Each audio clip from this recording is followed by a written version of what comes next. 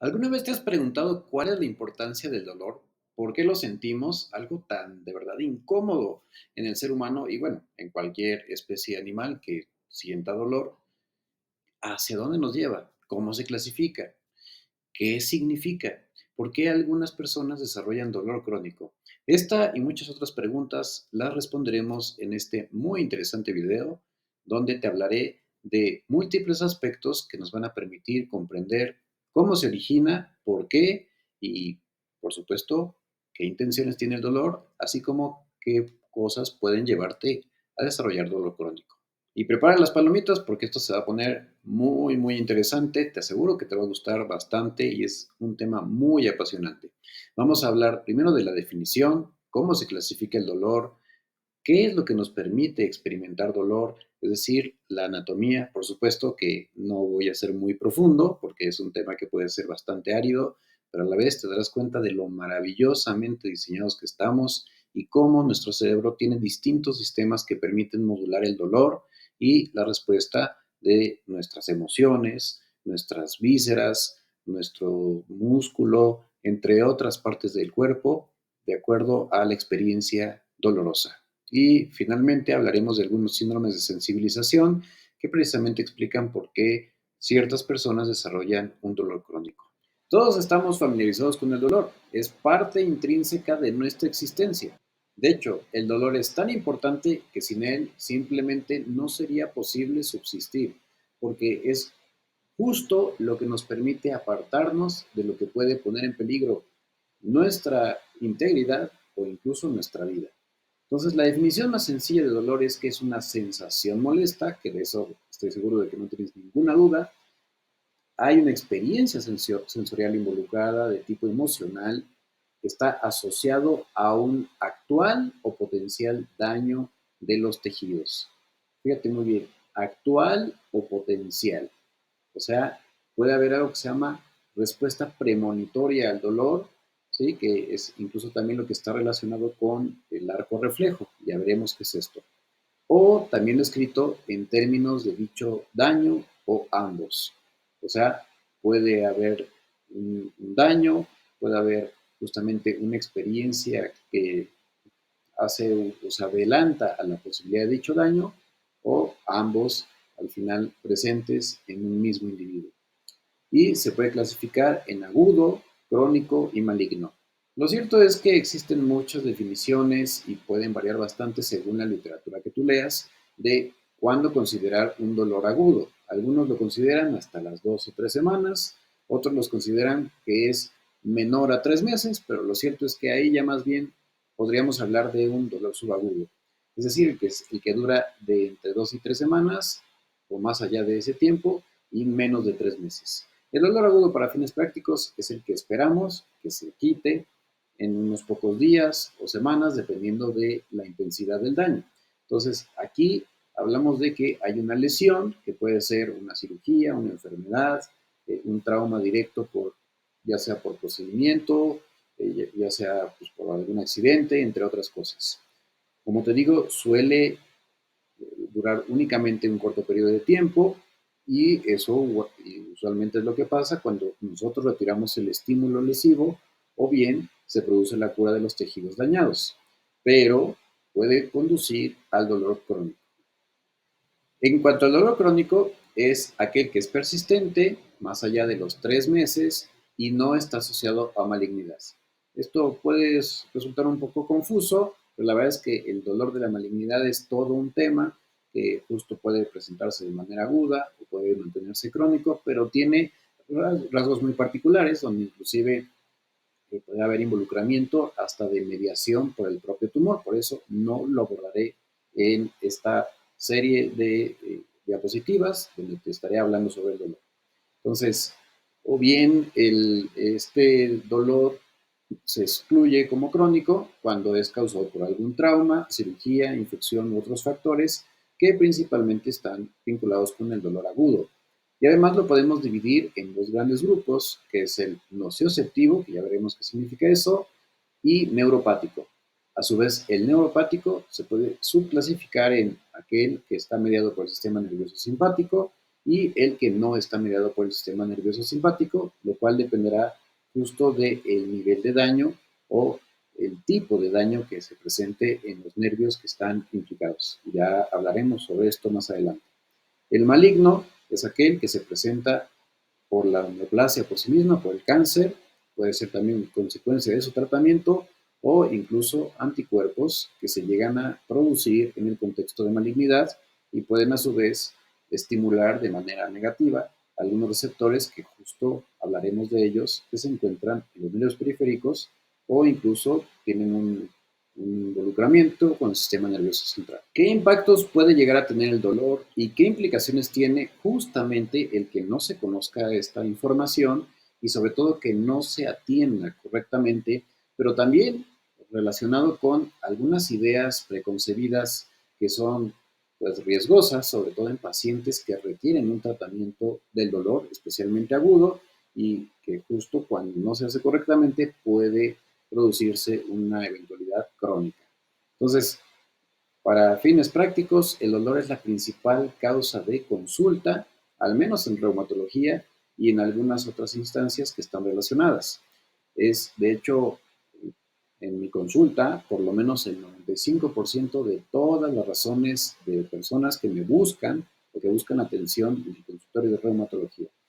Usualmente, y eso es algo también muy importante, por eso la necesidad de hacer esta clase, es que no se suele manifestar o no se suele externar de forma correcta la información por parte del paciente y también, pues, desafortunadamente, la pobre formación de algunos médicos o la falta de tiempo no permiten justo desarrollar bien la fisiopatología, es decir, las causas que llevan a dicho dolor, así como descifrar qué tipo de dolor estamos, ante cuál estamos como tipo de dolor interactuando. Además, algo que puede no dársele la importancia necesaria es la cronología. Y especialmente aquí tenemos un bache enorme en el cual hay una gran área de oportunidad, porque el dolor crónico suele considerarse poca cosa y se suele muy equivocadamente decir que está relacionado con la edad. Ya veremos algo al respecto. Igualmente, no se pone atención en el tema de la intensidad. Aquí es un gran dilema, porque no se puede medir de forma objetiva la intensidad. Ya veremos qué variables justamente influyen en esta percepción del dolor. Y entonces, pues aquí desgraciadamente, si no hay suficiente comunicación o si no hay una escucha activa por parte del médico, puede malinterpretarse o puede minimizarse pues, la experiencia que puede llegar a ser devastadora en algunas personas. Otra cosa, hablando de las personas, sobre todo de los pacientes, es que suele haber una idea desmesurada, pues que está principalmente vinculada por la desinformación de las redes sociales en cuanto a los riesgos de efectos secundarios por los fármacos, que por supuesto que no estoy diciendo que no los haya, ¿eh?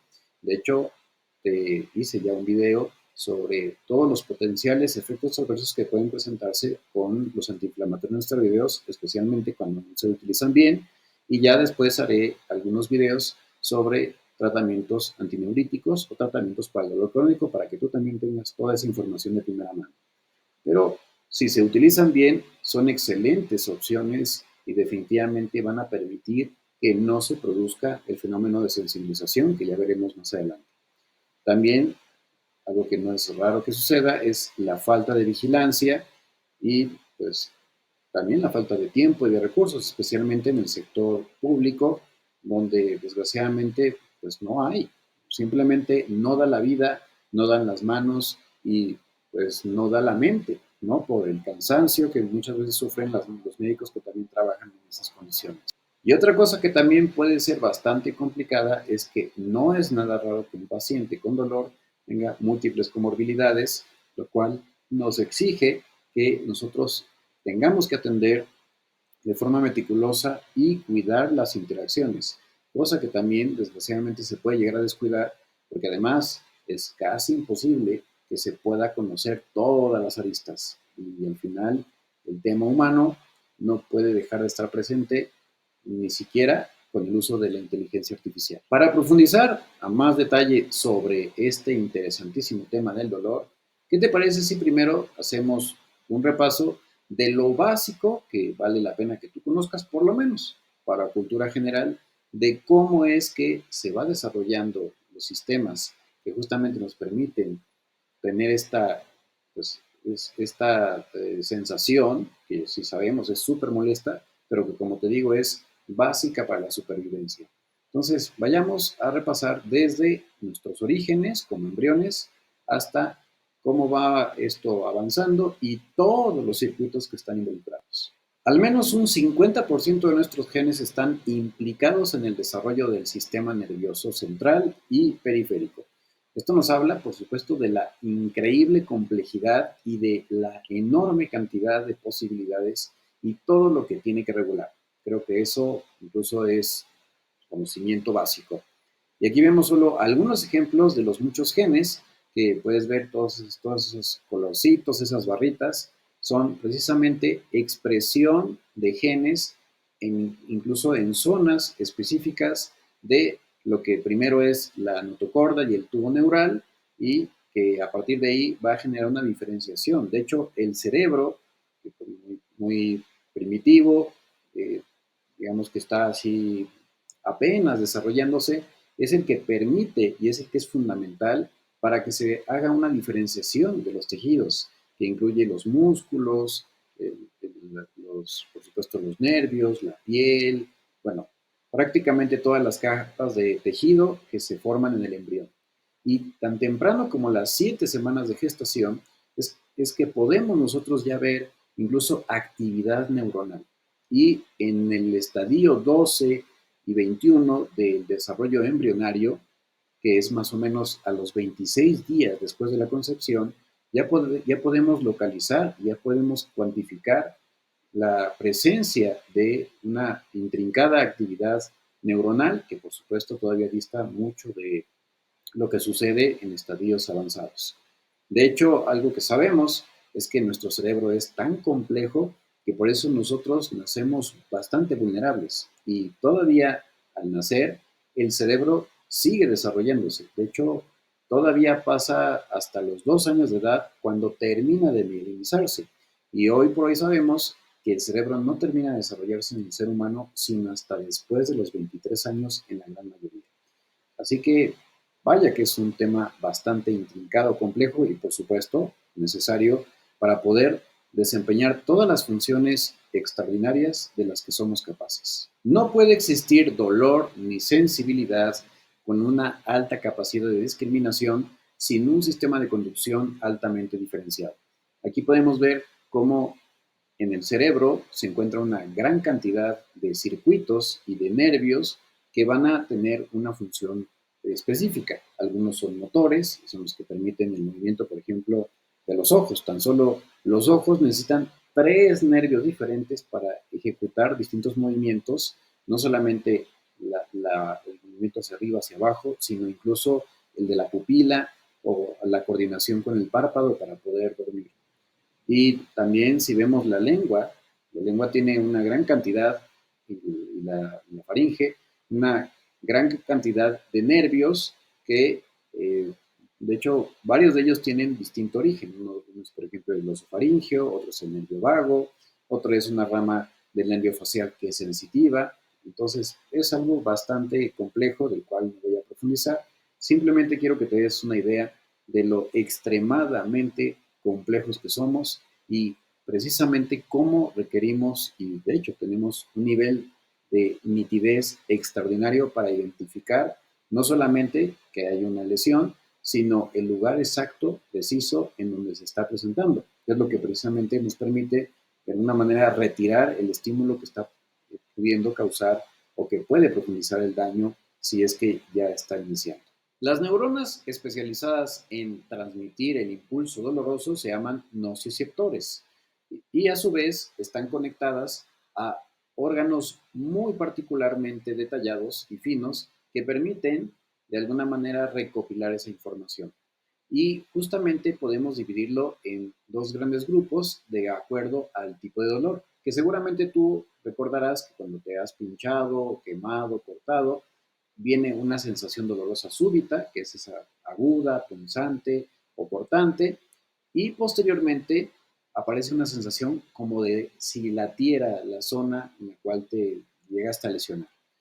Eso se debe justamente a que hay dos neuronas en particular, o dos tipos de neuronas en particular, que son las A delta y las fibras de tipo C.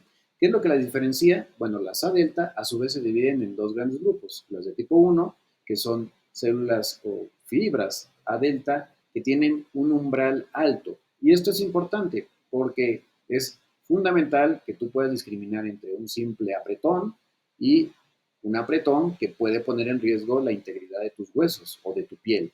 Entonces, justo por eso requieren un umbral más elevado. Esta alteración en el umbral puede presentarse en personas que justamente tienen algo que se llama sensibilización periférica, que ya veremos más adelante, y explica por qué experimentan dolor con estímulos que habitualmente no son dolorosos. Entonces, ese alto umbral disminuye. Estas tienen una velocidad de conducción de 5 a 35 metros por segundo. Y existe otras de tipo 2 que principalmente van a responder a estímulos mecanotérmicos. Esto quiere decir que sobre todo justo cambios de bruscos de temperatura, como puede ser después de un toque o pues, si te quemas con una plancha.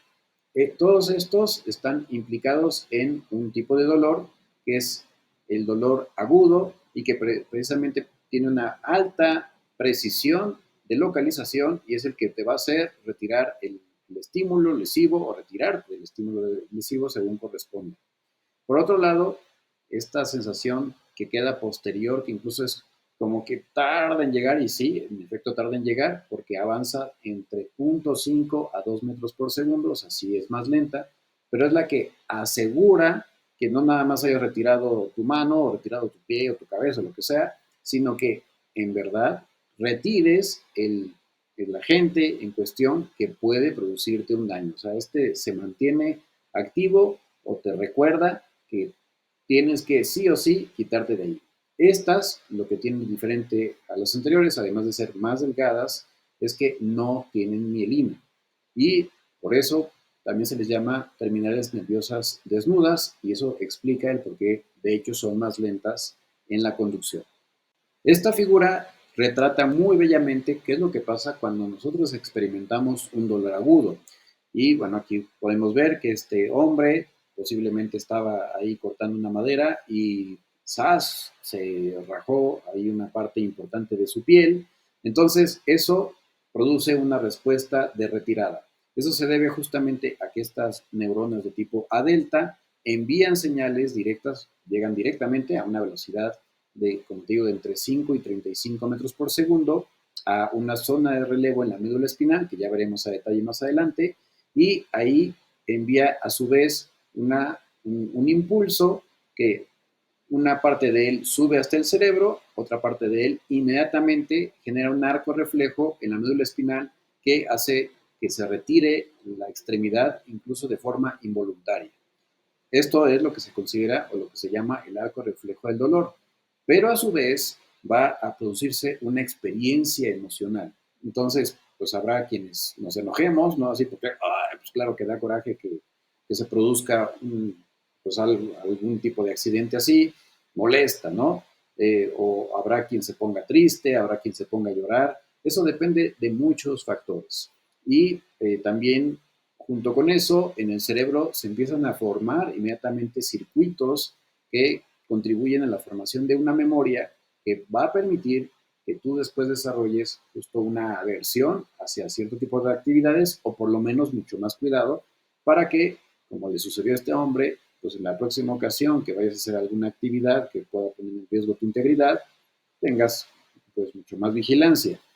Hablando de vigilancia, justamente a través de la sustancia reticular y de la formación reticular que vemos ahí que está desde la médula y llega a una parte muy importante del cerebro que ya veremos a detalle más adelante, es lo que hace que nos espabilemos. O sea, si te estás durmiendo, justo por eso esos pellizcos que te puede dar algún maldadoso son los que hacen que despiertes e incluso realmente se libera adrenalina y pues es lo que favorece la hipervigilancia para asegurar a la persona, ¿sí? O a quien recibe el estímulo de alejarse lo más posible de lo que está causando la fuente del dolor o incluso boxear, si eso fuera necesario, con quien pueda estarlo poniendo en riesgo.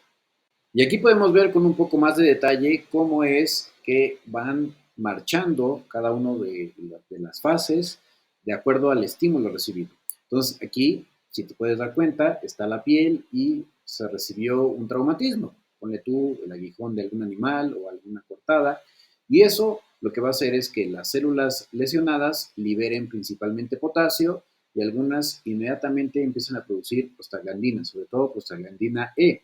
Esta es una de las razones por las cuales justo los antiinflamatorios no esteroideos son especialmente efectivos en el dolor de tipo agudo, porque además esta prostaglandina va a su vez a favorecer no solamente la hipersensibilidad local, que es lo que hace que luego te quede así como rojo, caliente y adolorido, no es la única, pero es una de las que está implicada, sino que también va a su vez a desencadenar otros mecanismos, entre ellos la atracción de células al sitio de inflamación, dentro de las cuales pueden estar implicadas los mastocitos e incluso las mismas plaquetas que a su vez van a liberar mediadores que van a contribuir a sensibilizar la zona y atraer al sitio de lesión a las células que puedan evitar que los microorganismos que entran a través de esa lesión te infecten, ¿no? Y entonces eso va a implicar que se va a liberar histamina, que se va a liberar incluso cuando el estímulo se mantiene más de lo habitual, sustancia P,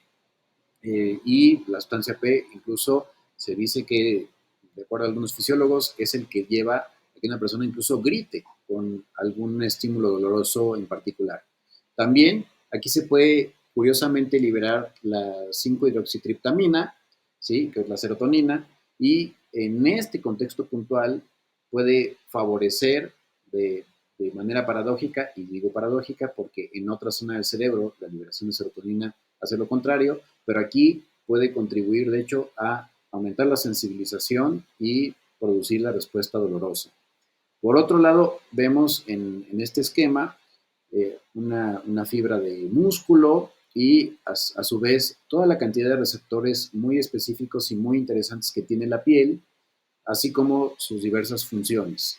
Entonces, algunos están especialmente adaptados para percibir la temperatura, si hace frío, si hace calor. Ahora ya sabemos que existen, de hecho, diferentes receptores según eso. Si te están presionando, si se está perdiendo la continuidad de la piel. De igual manera que pues, están las fibras de tipo C, que son las que van a producir esa sensación de como si estuviera ahí latiéndote el corazón o como que se estuviera saliendo por la herida, y las que ya vimos, las A delta, que son las que hacen que te retires. También existe otro tipo de fibras pues, que están en esa zona y van a permitir coordinar respuestas motoras o incluso evitar que se exageren dichas respuestas. Algunas de estas respuestas incluso pueden inhibir o bloquear la movilidad cuando, por ejemplo, hay un desgarro, ¿no? Ese es otro tipo de dolor agudo que puede suceder. Entonces, a través de fibras como las A gamma y coordinadas con las A alfa, que son las motoras, entonces se va a restringir el movimiento de alguna extremidad para evitar que se desgarre el músculo o que se desinserte del hueso. Y bueno, independientemente de qué suceda, toda esa información, todo eso se va a ir procesando, primero a través de la médula espinal, que va a subir según el estímulo en cuestión. En este caso estamos hablando del dolor, va, va a producir una interacción con células, con neuronas especializadas, algunas de las cuales van a encargarse incluso de bloquear parcialmente o sea, de disminuir la respuesta para que tampoco se abrume el cerebro y evitar justamente lo que le puede pasar a algunas personas, que es que se desmayen por algún estímulo doloroso y entonces llegar a zonas del cerebro como el tálamo y de ahí a la corteza y entonces registrar una serie de de particulares sensaciones y de respuestas que veremos ahorita a detalle. A lo mejor habías escuchado antes el concepto de ganglios de la raíz dorsal. Bueno, justamente hace referencia a, a un lugar donde se hace un relevo, ¿sí? Digamos que es como una especie de descanso,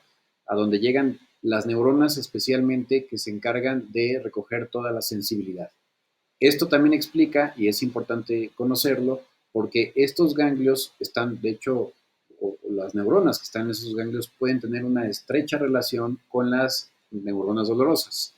Y algunas de las cosas que se ha visto que están justamente que pueden afectarse en el dolor crónico es que se genere una interconexión equivocada, una especie de cortocircuito con las neuronas responsables del dolor, y eso lleva a que una experiencia normalmente placentera, como puede ser una caricia o un cariñito, puede llegar a causar una molestia, sobre todo en personas que tienen alguna sensibilización después de una neuropatía, como por ejemplo lo que sucede en en el herpes zóster o en las personas que tienen fibromialgia o neuropatía de fibra pequeña.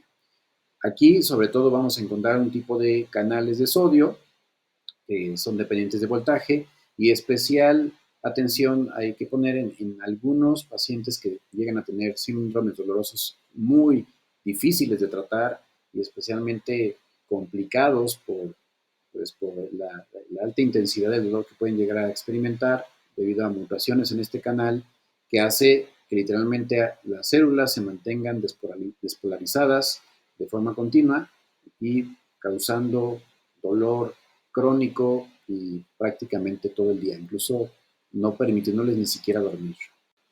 Este es otro esquema que nos permite recordar o para que tú veas también la distribución tan compleja que tienen distintos receptores, la relación que hay entre sí y no olvidar que, bueno, no solamente están los receptores muy finos de la piel o de los músculos, sino también hay receptores dolorosos, sobre todo en el recubrimiento de las vísceras y que se activan en distintos o en diversos mecanismos, especialmente cuando hay un espasmo.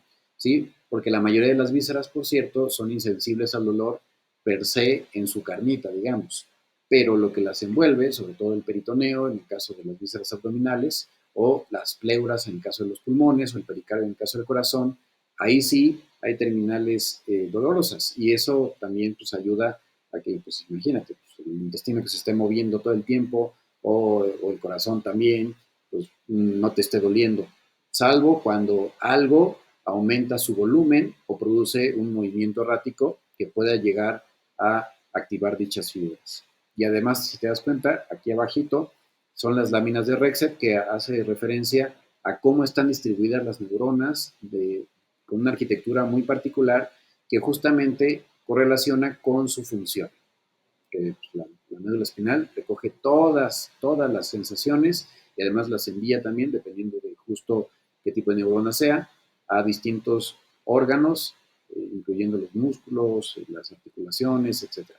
Y bueno, finalmente, aunque ya después profundizaré sobre este tema, aquí puedes ver una serie de esquemas, aquí arribita es pues, un esquema de cómo es el cerebro si lo partiéramos a la mitad y puedes ver cómo justamente está conectado con la médula espinal, está el cerebelo, bueno, la corteza cerebral, pero para que llegue ahí toda la sensación y poder entender o discriminar esa sensación y también que además se generen justo una memoria en respuesta a lo que pasó, todo eso debe pasar a través del tálamo, que es este muy complejo pero pequeño, eh, podríamos llamar órgano del cerebro, que no es otra cosa que sino podríamos llamar o decirle la aduana, ¿no? Es justamente una zona clave que permite coordinar todas las funciones autónomas o que son independientes de la conciencia. La corteza cerebral es justamente la que permite hacerlas conscientes e incluso contribuye a generar una respuesta emocional junto con el sistema límbico, que es una zona primitiva, y el área prefrontal para moverse, así como bueno, distintas zonas que el hipocampo que está en el lóbulo temporal, la amígdala que nos permite modular la respuesta emocional, pero el tálamo además está implicado con pues que se te quite el hambre, pues que te pongas a llorar, que corras, que guerrees, ¿no? Digo, en conjunción, por supuesto, con otros centros del cerebro que ya veremos. Ahora sí, con todo lo aprendido, es momento de hablar de los mecanismos que llevan al dolor crónico y sus diversos tipos. Pero antes hablemos de la epidemiología y qué tantas personas pueden llegar a estar afectadas. Fíjate que de hecho es un porcentaje muy importante. Tan solo en Estados Unidos un 15 a 20% de su población lo padece, pero a nivel mundial puede ser hasta un 29%. Algo que es indiscutible es que conforme avanza la edad, la posibilidad de tener dolor crónico también se hace más patente. Y la prevalencia entre los 35 y 54 años puede ser de más del 29%, pero después de los 55 puede ser incluso superior al 39%. Por ello, es importantísimo acudir con médicos certificados y capacitados para la atención del dolor, porque el diagnóstico certero va a hacer una diferencia enorme a la hora de poder hacer un tratamiento pertinente. Algo muy importante en cuanto al manejo del dolor es que se requiere no solamente de un diagnóstico preciso e identificar la posible causa de dicho dolor, sino los fármacos, que eso incluye, por supuesto, productos medicinales de herbolaria que tengan evidencia científica.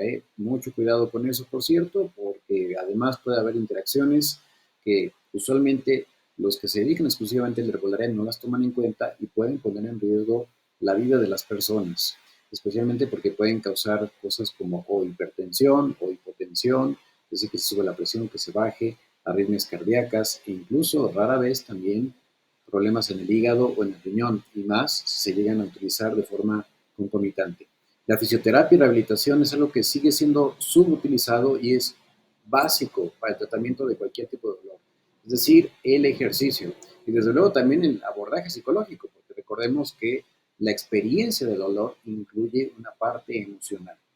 Es a veces incluso pertinente hacer algún tipo de intervención, sobre todo con los dolores que no han respondido a estas primeras medidas y definitivamente no estamos peleados con las medidas alternativas y en algunos contextos hasta el tratamiento quirúrgico que suele ser ya algo reservado para o bien fuentes claras de dolor, sobre todo más el asociado a algún tipo de tumor o alguna masa que esté comprimiendo algún nervio o inclusive procesos más radicales como es la resección selectiva del haz espinotalámico. Pero eso la verdad es que se emplea muy poco frecuente.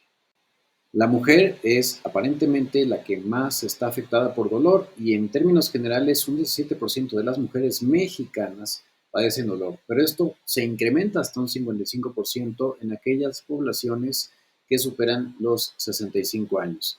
Así que hay un reto enorme, de hecho aquí podemos ver varios estudios que nos hablan de las prevalencias y puedes darte cuenta que de acuerdo a la población estudiada y los rangos de edad, puede haber un importante porcentaje de afectación en mujeres. Pero mucho ojo, si bien es cierto que como ya viste, hay una mayor posibilidad de tener dolor crónico a mayor edad, no significa que sea normal y siempre se tiene que investigar la causa que condiciona dicho dolor. En el momento de abordar el dolor crónico es muy importante tomar en cuenta los posibles círculos viciosos que evitan el tratamiento efectivo y suficiente del dolor. Por un lado está el componente psicológico, el círculo vicioso psicológico, en donde el dolor precisamente generado por el enojo, la ansiedad, miedo o distrés asociado al mismo, pues va a tener un efecto sobre el componente de sensibilización central, que ya veremos qué es, y desde luego el impacto anímico que va a causar problemas en la estabilidad de familia, en las interacciones sociales, en el trabajo, en la vida personal, y que a su vez va a terminar llevando a algún otro problema, como puede ser la depresión. Por si no fuera suficientemente complejo, la depresión por sí misma puede llevar, de hecho, al dolor crónico. Incluso en algunas subpoblaciones de pacientes que padecen depresión es notable la elevación de marcadores de la inflamación. O sea, la propia depresión puede llegar tal cual a inflamar el cerebro y con ello hacer que el tratamiento de la misma y del dolor crónico sea todavía mucho más retador. En cuanto al círculo vicioso físico, el grave problema, diríamos que el caballo de batalla, especialmente en la consulta y en el manejo multidisciplinar del dolor, es la evitación de la actividad. Porque precisamente, especialmente los viejos y muy arcaicos dilemas, consideraban que cuando había dolor, lo mejor era dejar de mover la extremidad o dejar de mover el cuerpo. Eso puede, por supuesto, considerarse en contextos agudos, pero en el contexto crónico es lo peor que se puede hacer. Dejar de moverse contribuye justamente a un desacondicionamiento progresivo de las masas musculares que a su vez van a disminuir la movilidad, que a su vez van a generar que los músculos se vayan atrofiando, generando la sarcopenia, lo cual va a contribuir a una vulnerabilidad de las articulaciones, a un mayor impacto entre los huesos y a un mayor componente de sensibilización, que a su vez se transforma en un círculo sin fin si eso no se remedia y no se inicia un ejercicio, un programa de ejercicio que esté encaminado precisamente a refortalecer y reacondicionar la zona o las zonas afectadas por el dolor crónico. Entrando ya en forma en los subtipos de dolor crónico, es importante mencionar el dolor nociceptivo. Recordemos que este sucede cuando hay una activación mediada por las células, neuronas específicamente, implicadas en el reconocimiento del dolor, es decir, A delta y las fibras de tipo C. Pero aquí hay un reconocimiento somatosensorial, es decir, que también hay involucramiento de otros componentes sensitivos. El mejor ejemplo de este tipo de dolor es el que sucede en la artritis reumatoide, donde la inflamación persistente, la distensión de las estructuras o la deformidad precisamente condiciona una activación constante, sobre todo de los nociceptores silentes. Y esto especialmente sucede en la piel, puede también afectar las vísceras y más o menos el 15% de las fibras de tipo C en estos contextos pueden tener una respuesta espontánea o bien justo la sensibilización, que es el mecanismo que hace que hasta modifiquen su componente celular, su metabolismo y hasta surja la expresión de genes que a su vez inducen la conformación o cambios de conformación en la membrana que llevan a la activación y a la formación de nuevos receptores que a su vez se van a expresar y van a contribuir a que esto se magnifique y que justamente lleva al círculo vicioso antes mencionado. Si nosotros nos ponemos a ver a nivel mundial cuáles son las causas más frecuentes de incapacidad, resulta que el dolor, especialmente dolor lumbar crónico, así como la migraña, son por mucho las más comunes y las que más discapacidad producen, y esto incluso en personas jóvenes. Está dentro de este rubro la deficiencia de hierro, con anemia consecuente, pero si nos ponemos a ver, hay todavía una importante cantidad de factores relacionados con el dolor. En el número 7, por ejemplo, desórdenes musculoesqueléticos, incluye justamente problemas relacionados que suelen condicionar dolor. En el número 8, el dolor de cuello. El número 9, la diabetes, que puede producir neuropatía. Y así podemos encontrarnos que incluso hay situaciones que están vinculadas con pues el dolor crónico, difícil de tratar. Entonces hay pacientes que desafortunadamente caen en situaciones de abuso de sustancias, como pueden ser los opioides, el alcohol o algún otro tipo de drogas, incluyendo ahora que está tan de moda el empleo medicinal de cannabis, que pues hace a las personas dependientes, que a su vez los hace más vulnerables, mayor riesgo de caídas, lesiones y consecuentemente más dolor, porque además también pueden llevar a problemas con la alimentación, descuidos, atrofia muscular, entre otras cosas. Si nos ponemos a ver en orden de frecuencia las causas más comunes de consulta en reumatología y en ortopedia, incluso de los tipos de dolor somático, haciendo referencia a aquel que está bien localizado y que está mediado por tanto dolores regulados o supervisados por las fibras de tipo A delta y fibras de tipo C, así como los receptores sensoriales, pues encontramos nuevamente la lumbalgia, la migraña, que también, aunque el reumatólogo no es quien más trata la migraña, pues por supuesto que como comorbilidad la llegamos a encontrar. Ojo, la depresión, precisamente porque es uno de los mecanismos que lleva al síndrome de sensibilización central y que puede de por sí estar vinculada con fibromialgia, con neuropatía de fibra pequeña o por sí misma causar la sensibilización central y desarrollar dolor. La ventaja es que cuando se trata eficazmente, esta forma de dolor puede terminar desapareciendo. El reumatismo de partes blandas, que hace referencia a cualquier tipo de dolor, ya sea por lesión o por disfunción, contractura o alguna otra eventualidad que condicione algún defecto en la movilidad o en el uso correcto de las partes que son músculos, ligamentos, tendones.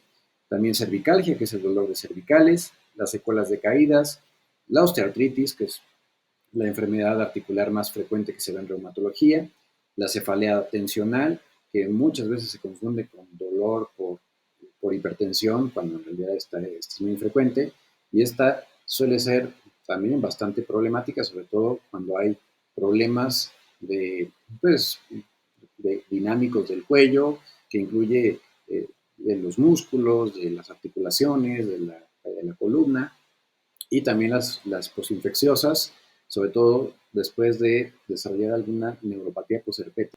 Y aquí voy a hacer un paréntesis porque la neuropatía posherpética sucede sobre todo en personas que tienen factores de riesgo de inmunosupresión, pero algo importante es que conforme avanza la edad hay mayor riesgo y sobre todo cuando no se trata tempranamente la llamada culebrilla o el herpes zóster, de desarrollar una neuropatía crónica. Este riesgo es del 8% cuando acontece este brote después de entre los 50 y los 54 años. Recordemos que esto se debe a que todos los que tuvimos varicela, este virus, que es uno de la familia del herpes, se guarda en los ganglios de la raíz dorsal y cuando hay una situación de inmunosupresión, como puede ser la diabetes mellitus descontrolada, un estrés muy intenso o estrés crónico, o bien una enfermedad en donde se requiere uso de inmunosupresores, el cáncer, vaya, hay muchos factores que pueden condicionarlo, entonces puede brotar justo como culebrilla o herpes zóster.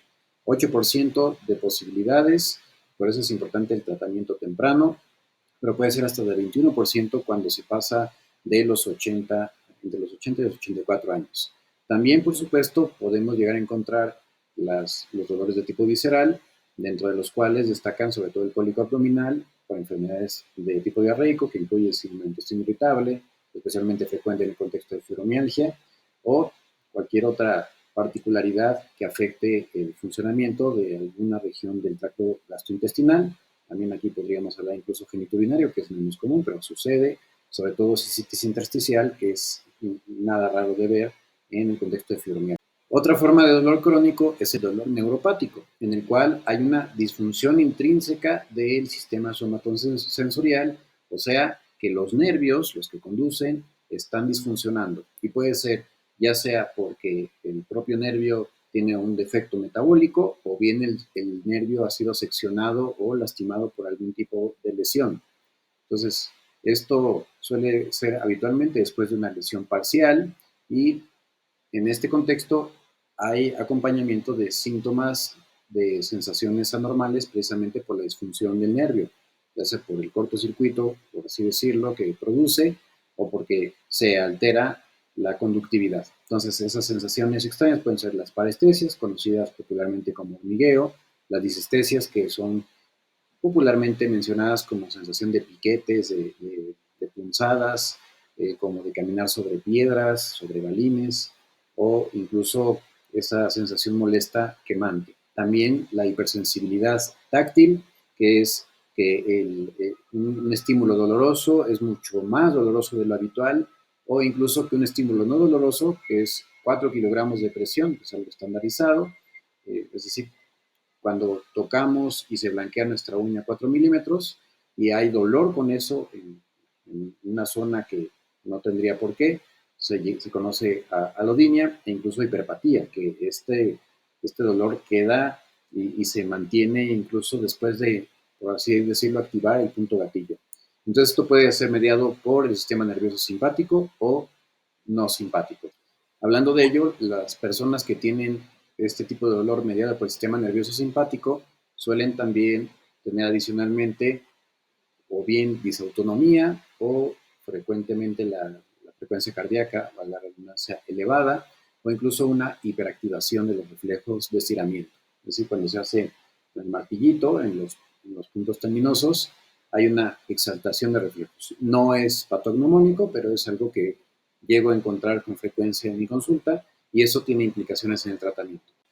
Dentro de las causas más comunes de dolor neuropático que encontramos en la consulta de reumatología, aunque lamentablemente es pobremente conocida y poco diagnosticada, aun cuando de verdad es una cantidad impresionante de personas que lo padece, es justo la neuropatía de fibra pequeña.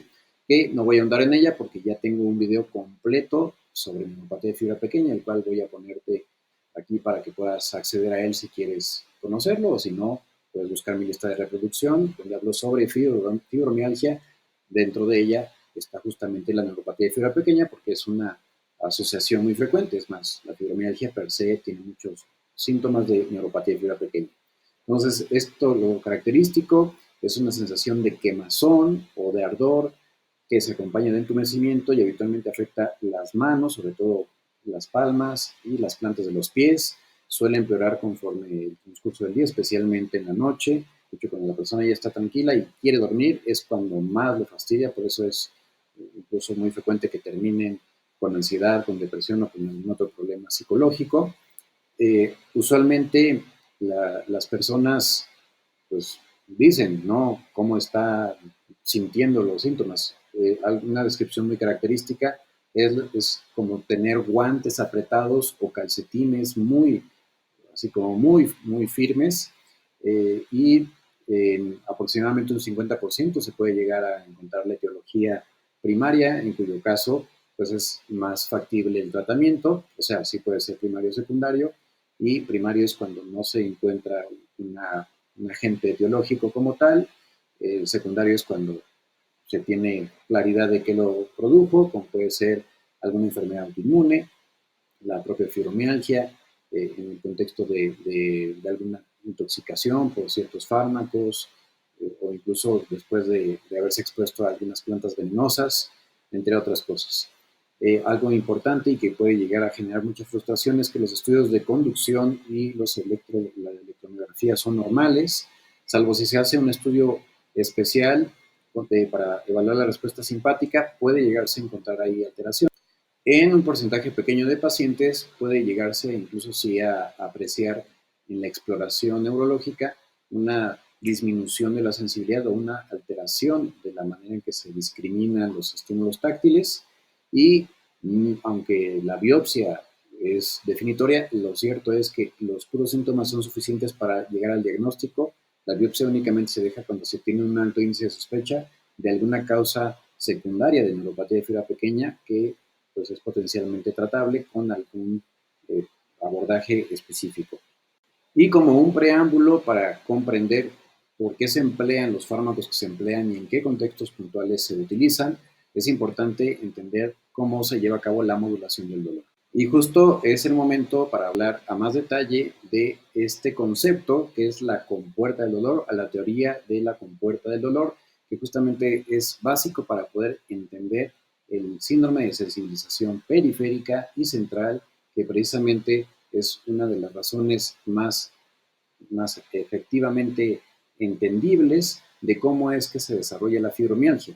Y aquí podemos ver justo en estos esquemas cómo hay diversas neuronas, algunas de las cuales son las responsables de transmitir el dolor, que pueden llegarse a afectar, como vimos, que un 15% de pacientes pueden justo mantener una actividad constante, por eso el dolor los afecta todo el día, aunque sí tienden a parar en las noches. Y hay también una disfunción de estas interneuronas, las que están en amarillo, que su función habitual es de alguna manera limitar esos impulsos. Entonces, hay una desconexión o hay una disfunción en la producción suficiente de neurotransmisores, así como una serie de modificaciones en diversas zonas del cerebro que llevan a una magnificación de las señales dolorosas.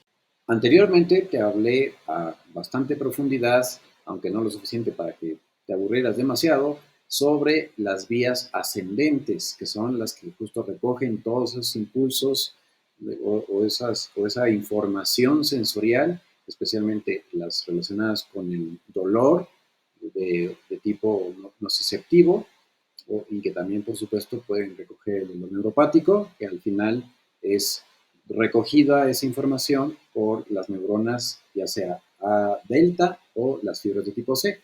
Las de tipo C son las que usualmente están más afectadas en el componente neuropático, aunque depende de qué tipo de neuropatía hablemos. Pero independientemente de eso, también justamente, además de esas interneuronas, existe un montón de controles que funcionan algo así como aduanas que van de alguna manera evitando que el cerebro se, pues, se diezme, ¿no? O se abrume de la cantidad de información que puede llegar a recibir.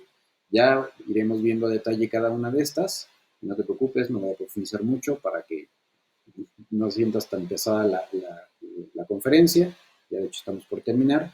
Pero aquí es importante entender que existe eso y que justamente es una de las vías que con el tratamiento que nosotros empleamos, que usualmente es una combinación con algunos antidepresivos, y no porque necesariamente haya depresión, aunque claro que si la hay, pues todavía mejor, y algunos antineuríticos para que actúen en distintas vías en particular, volviendo a o regresando a la mayor normalidad posible el funcionamiento habitual de las mismas. Entonces, existen justo estas vías descendentes inhibitorias que lo que hacen es modular la respuesta emocional, desde luego la consciente, así como también disminuir la intensidad del dolor. Y hay distintos mecanismos que pueden ayudarnos a mejorar la expresión o a restaurar la función normal de expresión de ciertas moléculas. Uno de ellos precisamente es el ejercicio. Dentro de las zonas más importantes de las cuales vamos a hablar está la sustancia gris periacueductal, que como su nombre lo dice, está justo, de hecho, alrededor digamos, esta especie como de tubería que está en una parte central del sistema nervioso. De hecho, se conecta con la médula espinal y por justo esa tubería que lleva el líquido cefalorraquídeo. Alrededor de ella hay precisamente, ahí se producen precursores opioides y los péptidos relacionados como las beta-endorfinas, endorfinas, luego encefalinas, que justamente se llaman opioides endógenos. Y también están los núcleos del RAFE, especialmente el gigantocelular, cuya función es producir serotonina y está implicada también en la modulación del dolor, así como el sueño. Esto explica por qué cuando hay defectos en estas vías, las personas van a tener también perturbaciones en el sueño y en el estado de ánimo, porque de hecho la serotonina no solamente media esto, sino incluso también el comportamiento afectivo. Sin embargo, no somos únicamente químicos y además la expresión de los químicos depende muchísimo de cómo nosotros nos enfrentemos y cómo nosotros pongamos un contexto, y eso incluye pues, factores ambientales que pueden afectarnos de manera directa o indirecta, que incluye hasta la familia, justamente si hay lazos estrechos familiares, si hay buena conexión social, por supuesto que si pues, se vive en una zona pues, difícil, llena de problemas, o si está en una zona tranquila. Muchas de estas cosas tienen mucho que ver. De igual manera que el concepto que se tenga del dolor o la noción que se tenga sobre el mismo. Las personas que tienen mucho más ansiedad alrededor de este tema, de hecho, sufren mucho más que las personas que tienden a ser más calmadas. Y aquí podemos ver pues, toda la compleja interacción que existe entre diversos receptores y neurotransmisores. Por supuesto que no voy a profundizar en ello, simplemente quiero que te des cuenta de lo complicado que es y cómo incluso algunos de las citocinas, o sea que son estas moléculas de comunicación entre células del sistema inmunológico, pueden también contribuir a mediar el incremento de la sensibilización o favorecer la sensibilización. Y esa es una de las explicaciones de por qué algunos pacientes con enfermedades autoinmunes terminan desarrollando fibromialgia. Ahora vamos a ir repasando algunos de los circuitos cerebrales que están involucrados precisamente en la regulación álgica. Entonces aquí, para que te des una idea de los distintos esquemas, el que ves grande en la parte superior es de hecho un esquema de cómo está la estructura de la médula espinal vista desde arriba, como si cortáramos a alguien, eh, digamos, de forma horizontal. Esta es una región entre la columna dorsal y lumbar, como se vería, y cómo están precisamente ordenadas las neuronas de acuerdo a lo que conducen, ya sea hacia arriba o lo que llevan hacia, pues, hacia el órgano blanco. Un esquema debajo de esta que es justo la organización de diversos centros celulares dentro del sistema nervioso central. Los vamos a ver a detalle porque aquí pues, casi no se ve nada. Y pues para que te des una idea de cómo es un cerebro humano cuando se secciona. Vamos a ver esto. A diferencia de lo que pasa en el cerebro, en la médula espinal la sustancia blanca está hacia afuera y la sustancia gris está hacia adentro. La sustancia blanca es prácticamente el cablerío, ¿sí? Son todos los axones de las neuronas que van a, pues eso, a ya sea recibir información o emitir información. En la parte posterior de la médula espinal se encuentran los centros de la discriminación táctil más fina, y algo que pasa en todo el sistema nervioso es que tienen una organización que sigue justamente un mapa, ¿no? O sea, de acuerdo a donde está localizada la zona que sensan, por ejemplo, si es la pierna o si es el brazo, es así que van a tener una localización. Entonces, todo tiene una distribución que vaya a estar, digamos, topográficamente bien definida y que justamente permite que haya una perfección de detalle a la hora de localizar el lugar de lesión. Para que te des cuenta de cómo es un cerebro humano y más o menos ubicarnos en el espacio, bueno, de hecho este es un corte anatómico de un cerebro humano real y entonces la parte anterior, ¿sí? Está hacia lo que es la región frontal, entonces digamos que aquí es como si me vieras así. Entonces es la manera en que tú ves justo el lóbulo frontal, en esta parte el temporal, en esta parte parietal, occipital, ¿vale? Entonces es importante tomarlo en cuenta. Adentro, si nosotros seccionamos el cerebro a la mitad, vamos a encontrar en la profundidad todo lo que es el sistema límbico, que es muy importante para la modulación visceral y la respuesta a las emociones en las vísceras, de hecho, propiamente. Entonces, tiene un componente de gran trascendencia justo para, digamos, ese toque emocional o anímico en el contexto del dolor y también el cómo vamos a responder al mismo. Entonces, en la punta de la región temporal, ¿sí? Está la, la, la amígdala, que justamente nos ayuda a modular las emociones, y otros órganos del cerebro que contribuyen a esa modulación. Realmente, con el color habitual del cerebro es muy difícil comprender la estructura que tiene. Así que es básico este esquema que nos permite precisamente discriminar cómo están las cosas. Entonces, para que tú te des una idea, nuevamente el cerebro está en la parte anterior, como si yo estuviera así, y entonces lo que ves, así, digamos, el contorno mayor es justamente la corteza cerebral, por debajo es ese que tiene forma como medio de lechuga, es lo que equivale al cerebelo, y esa como gargantita es en realidad el tronco encefálico, que está primero el mesencéfalo, la protuberancia y la médula oblonga o bulbo raquídeo, que finalmente se conectan con la médula espinal. Entonces, fíjate bien en cómo están las flechas y la dirección que llevan.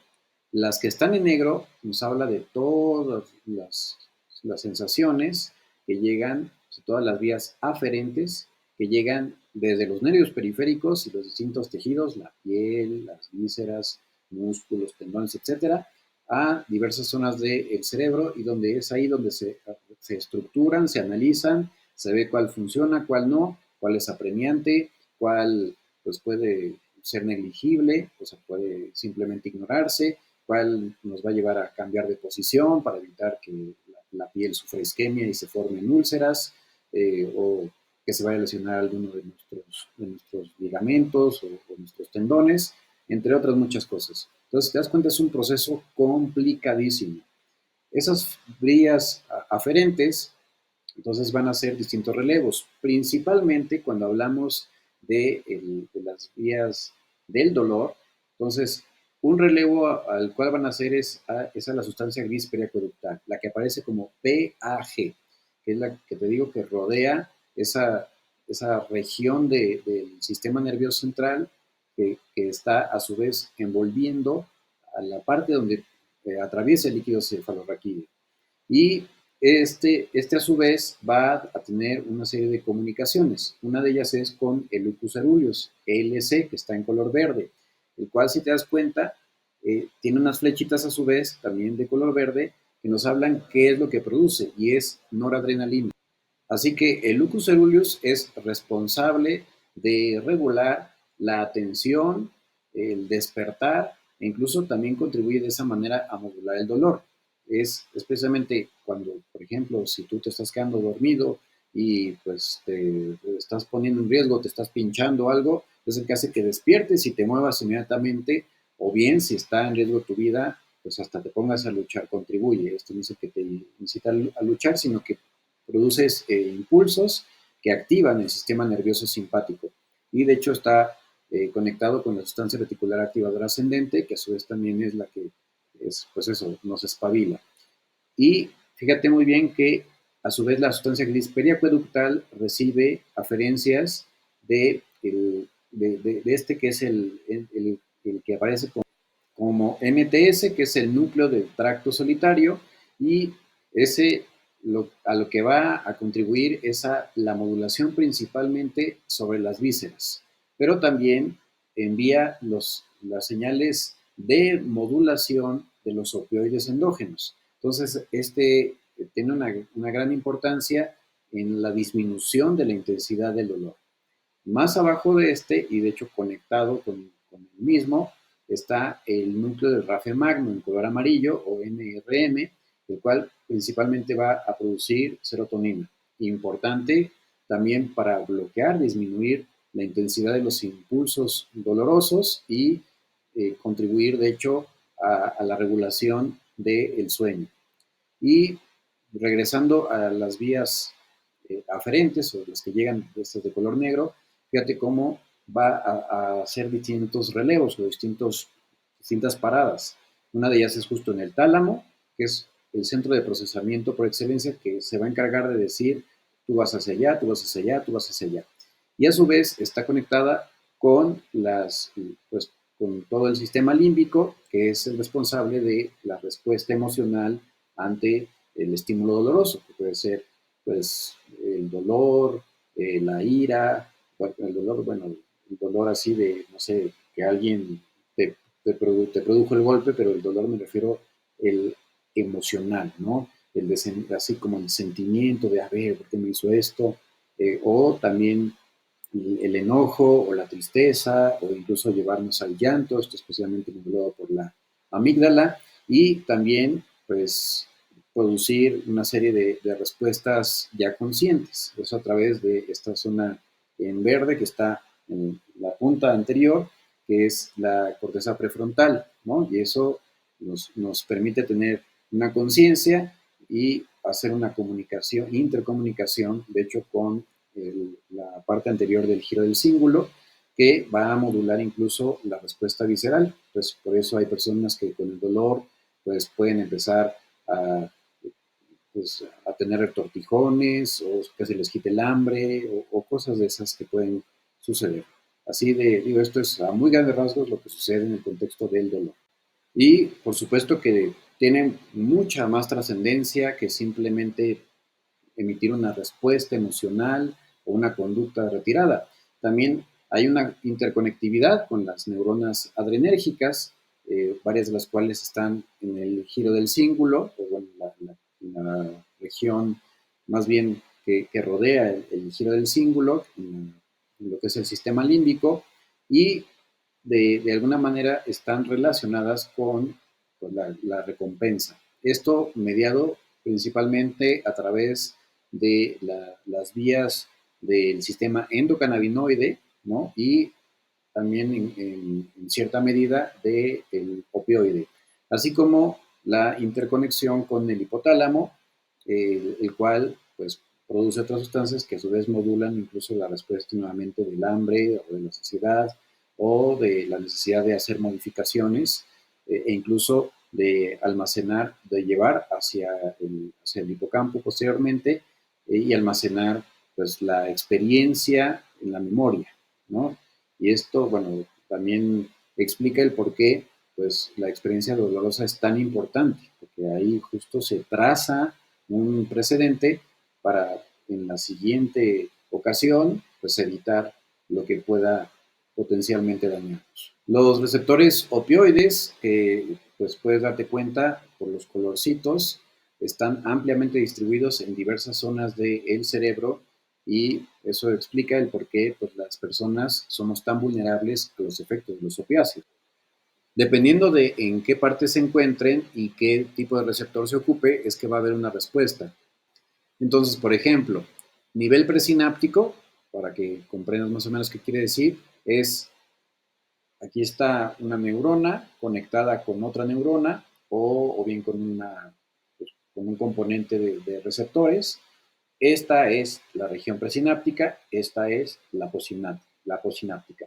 Entonces, en la región presináptica, lo que va a nacer los opioides cuando ocupan sus receptores, principalmente el más importante para eso es el Mi, el, es sobre todo impedir la liberación de la sustancia P, que no sé si recuerdas, que te platiqué muy al principio que la sustancia P es una de las que se produce justamente como una de las que genera esa hiperalgesia, ¿no? Y esa respuesta que incluso incita a gritar a quien recibe una lesión.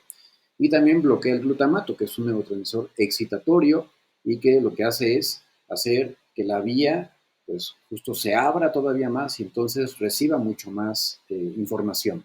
A nivel posináptico, lo que hace es que la neurona que está después o sea, posterior, ¿sí? Esta neurona, entonces se apague o que disminuya su función. Eso es lo que se llama hiperpolarización y eso principalmente porque hace que se escapen los iones de potasio, entonces la hace negativa y eso, pues tal cual, así, como, como si se le fuera la energía, podríamos decirlo de una forma sencilla. Hay 5 clases de receptores, el Mi, el Delta, Kappa, Sigma y Epsilon. Y como te decía, el Mi, que esa es la forma correcta de pronunciarlo, Mi, por su nombre en griego, es el de mayor trascendencia porque está especialmente eh, aplicado o, notablemente expresado en la sustancia gris periacueductal y en la sustancia gelatinosa de la médula espinal, donde justamente medía la respuesta del dolor. Y los delta, algo interesante es que por eso los opiáceos en ciertas dosis y ciertos tipos de opiáceos pueden tener cierto efecto antiinflamatorio, sobre todo cuando esta inflamación es mediada precisamente por vía neural. De hecho, esta es una de las razones por las cuales las personas que se llegan a afectar, por ejemplo, la artritis reumatoide, siempre lo hacen de manera simétrica. Entonces, esa respuesta también puede mediarse y está implicado justo en el dolor tanto el inflamatorio como el del hueso, secundario a los procesos malignos. De ahí que muchas veces los pacientes pues con cáncer, sobre todo avanzado, solamente responden a opiáceos. El sistema GABAérgico está ampliamente distribuido en el sistema nervioso central y específicamente, sobre todo en la corteza y bueno, en varias regiones del cerebro, están los receptores de tipo GABA-A, porque hay dos receptores, el GABA-A y el GABA-B, que a su vez el GABA-A está conformado por todas esas unidades que ves ahí, la alfa 1 a la 6, la beta 1 a la 3, la gamma, etcétera, etcétera. Entonces, en realidad, algunas de ellas no corresponden al ser humano, sino en otros animales. En el ser humano principalmente las más activas son la alfa 1, alfa 2 y la beta. Ahora, ¿qué es lo que hace? Este principalmente va a permitir la entrada de cloro a la célula, con lo cual va a apagarse, a producir una hiperpolarización. En tanto que el GABA-B, que sobre todo va a encontrarse a nivel pre y postsináptico, recordamos, pre y postsináptico, lo que va a llevar a cabo es una salida del calcio y va a modificar la electroconductancia para el potasio, además de que va a liberar lo que se llaman segundos mensajeros, especialmente el AMP cíclico, lo cual pues también va a contribuir a regular, entre otras cosas, el dolor. Nosotros principalmente vamos a actuar sobre este, que es alguna de sus subunidades, ya sea utilizando la gabapentina o la pregabalina, y bueno, como seguramente ya sabrás, está pues, también implicado en el sueño, de hecho para inducir el sueño o para producir relajación, para disminuir la ansiedad o incluso también modular la respuesta emocional en algunas formas de depresión. y por supuesto es uno de los más potentes antineuríticos, porque justamente el GABA, esa es una de sus funciones, sobre todo bloquear de manera efectiva los impulsos, especialmente los más agudos y rápidos que llegan al cerebro. Entonces, eso a grandes rasgos. El sistema endocannabinoide, que en realidad pues, está relacionado con unos ácidos grasos que son semejantes al ácido araquidónico que se encuentra en las membranas celulares de las células. Si te das cuenta, está ampliamente distribuido en el cuerpo. Por eso no es ningún juego estar manipulando o estar utilizando este tipo de sustancias, aunque ahora están muy de moda, aunque claro, tienen un lugar y por supuesto que pueden tener un efecto de regulación, pues hay que tomar en cuenta que usualmente el CBD, que es el que más se emplea, no viene solo. Es súper importante, pues eso, considerarlo para no tener las consecuencias, sobre todo en el sistema nervioso central. Pero el sistema endocannabinoide tiene un impacto muy importante también en la modulación de, incluso del sueño, de la recompensa, también puede estimular la respuesta celular, incluyendo el sistema inmunológico. Ya no vamos a profundizar en eso, pero vaya, dentro de las muchas cosas que tiene, que sabemos, es que por un lado puede aumentar el apetito, mejorar el estado de ánimo y producir pues, relajación e incluso inducir el sueño. Y algo también importante es que puede modular la respuesta autonómica, ¿sí? O sea, va a relajar incluso las vísceras o va a disminuir el cólico que puede llegar a suscitarse, la excitabilidad de algunas neuronas. Entonces, por eso incluso también se utiliza como estrategia en algunas formas de epilepsia, ¿no? Que también pues controla incluso las respuestas inflamatorias en cierta medida sí hay evidencia de que mejora la inflamación, pero el problema es que los que se usan de forma exógena todavía sigue habiendo más dudas o más, digamos, interrogantes que respuestas. Una vez sabido todo lo anterior, o teniendo una estructura a grandes rasgos de cómo funciona el sistema nervioso central y cómo se modula no solamente la respuesta al dolor, sino el componente emocional, del movimiento, del sueño o de la alerta.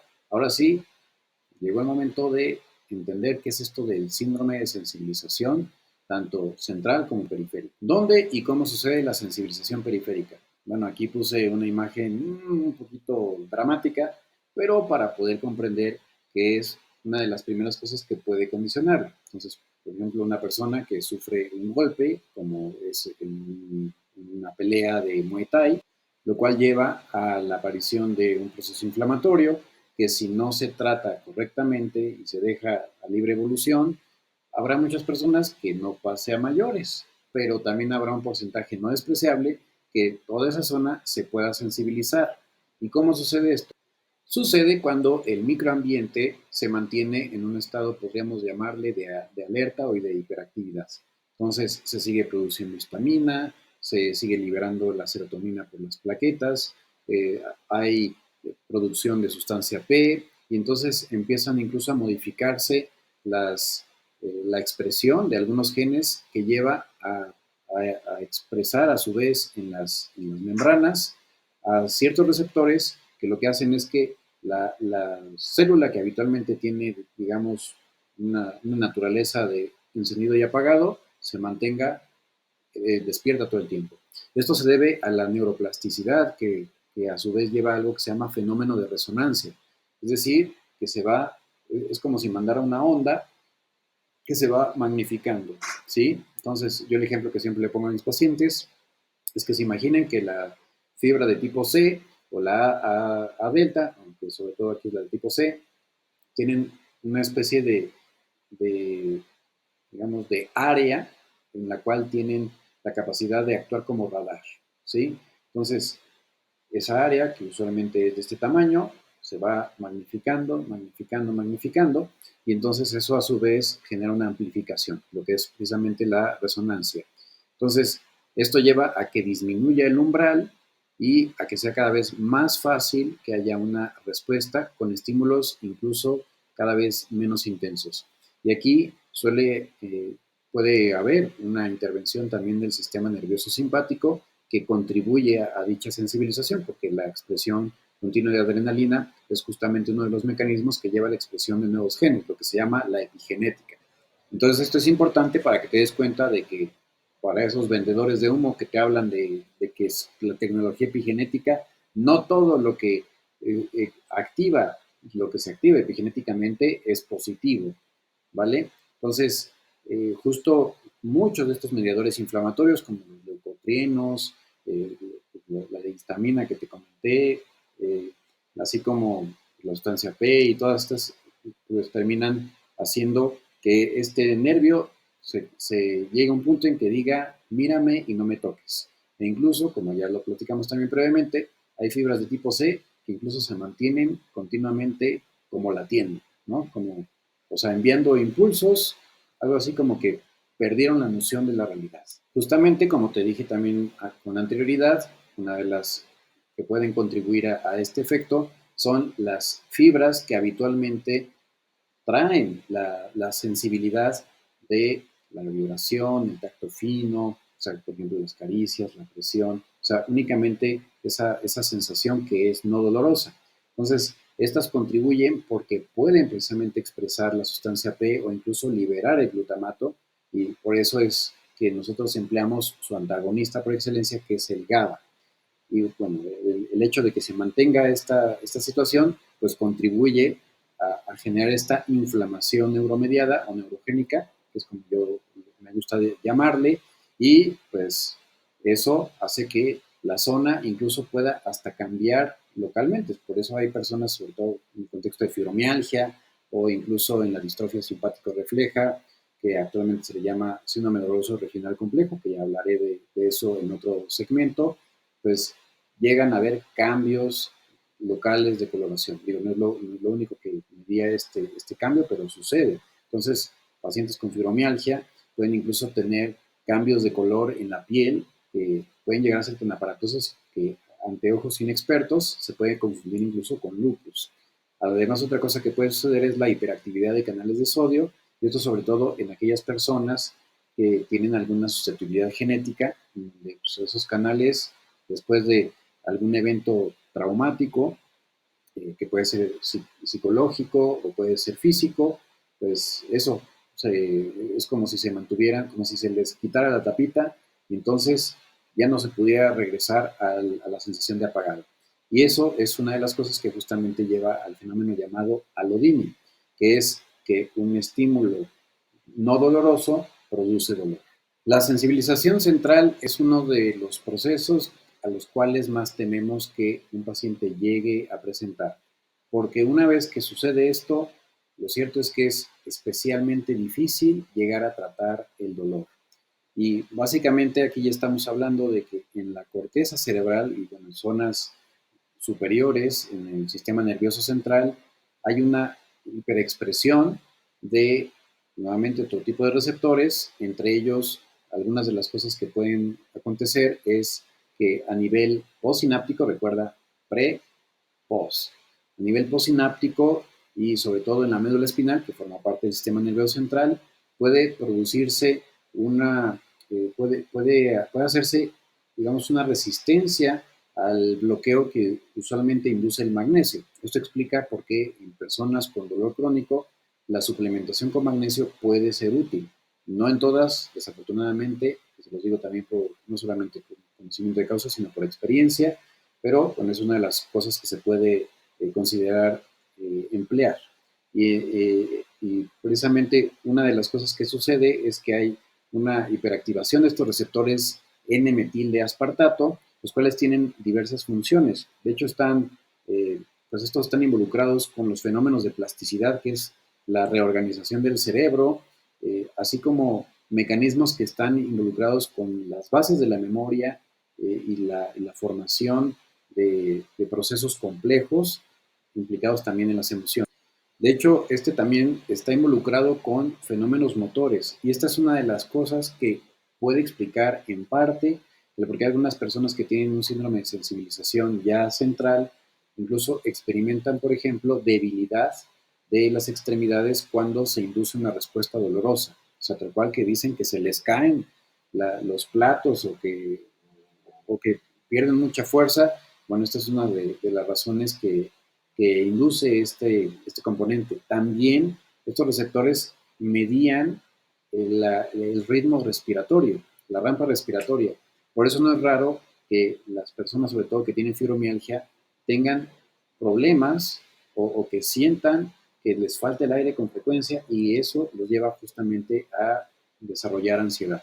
Si esto se mantiene, entonces después llega un punto en que pues ya no, los cambios de voltaje se hacen irrelevantes, ¿no? Y especialmente el dependiente de magnesio, lo cual hace que pues igual se mantengan abiertos y estén constantemente despolarizándose, o sea que estén activos, lo cual pues lleva a justamente esta readaptación, reordenamiento del cerebro y reconfiguración que pues convierte a un cerebro en un centro de hiperprocesamiento que finalmente puede abrumar a la persona. Esto también explica el que haya una mayor excitabilidad, entonces aquí también nuevamente el glutamato puede tomar un papel, la noradrenalina en algunas zonas específicas, sobre todo porque hay una hiperactivación simpática.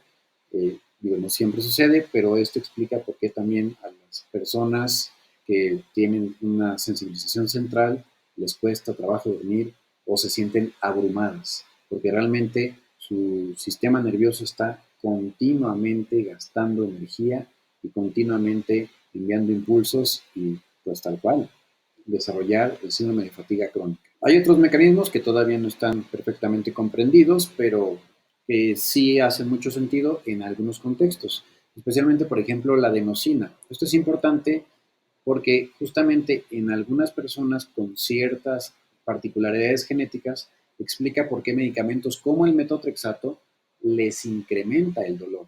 Es un grupo pequeño pero existente y sobre todo, pues sí, pacientes con artritis reumatoide que ya desarrollaron sensibilización periférica y central y en un contexto genético donde la adenosina se va más por la vía excitatoria y proinflamatoria, de hecho, paradójicamente resulta contraproducente. Así como también un defecto en la vía GABAérgica que ya vimos, o sea, que no funciona correctamente, y es muy probable que las células que están alrededor de las neuronas pues contribuyan con la producción de sustancias que pues favorecen que se mantenga esta situación. Y bueno, pues algo que hay que tomar mucho en cuenta es que realmente tratar el dolor neuropático, sobre todo cuando ya sucedió la sensibilización central, es sumamente difícil.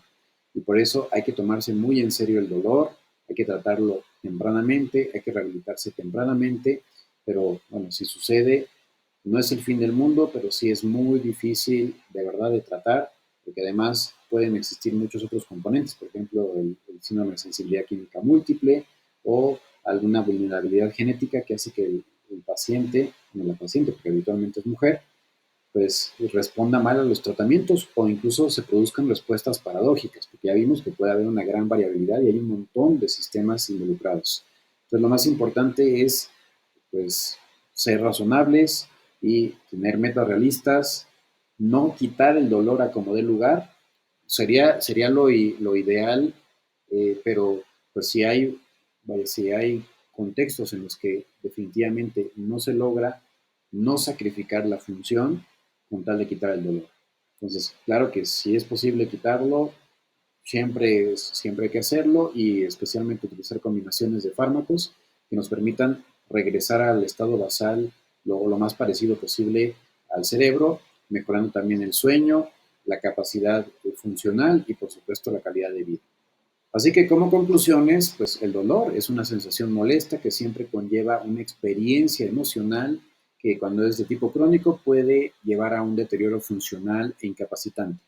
Esto, por supuesto, que depende, sí, también del contexto cultural y de las circunstancias que rodean a la persona, así como de su noción que tenga o su experiencia previa y sus ideas respecto al dolor. Así que la experiencia del dolor es muy personal. El dolor crónico puede ser nociceptivo o neuropático, cuya causa puede determinarse mediante una correcta semiología, que es lo que nosotros los médicos hacemos, especialmente los que estamos capacitados en esto, permitiendo un tratamiento adecuado. Ejemplos de dolor crónico son la neuropatía de fibra pequeña, que ya vimos, que te digo que hay un video completo al respecto, así como los síndromes dolorosos regionales complejos tipo 1 y 2, que te los presentaré en otro segmento. Se requiere un estudio meticuloso para comprender el tipo de dolor y brindar el mejor tratamiento, y siempre va a ser multidisciplinario, no olvidando el tema de la nutrición, la psicología y por supuesto fisioterapia y rehabilitación.